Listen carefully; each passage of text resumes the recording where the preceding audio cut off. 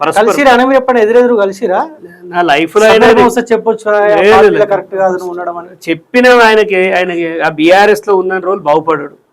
ఆ కేటీఆర్ పైకి రా ఇప్పుడు చెప్తున్నా కదా, ఆయన మేస్త్రి పరిస్థితి ఆయన జీవితంలో బీఆర్ఎస్ కే ఆయన జీవితం అంతా అంకితం చేశాడు.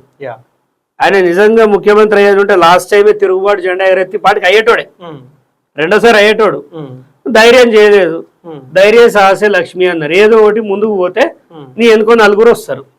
సో ఏదైనా ఇవాళ రాజకీయాలు మాట్లాడడం ఇష్టం లేదు, బట్ కార్యకర్తలు బీఆర్ఎస్ వాళ్ళు మీ నాయకుడి ఆరోగ్యం చూసుకోండి జర, మీకు కొంచెం బుద్ధి జ్ఞానం ఉండాలి. నేను చెప్పేదాకా మీరు చూసుకుంటలేరంటే ఇప్పుడు శత్రువు అయినా నేను మంచోడిని, నా శత్రువుకి ఏం కావద్దని కోరుకుంటున్నా.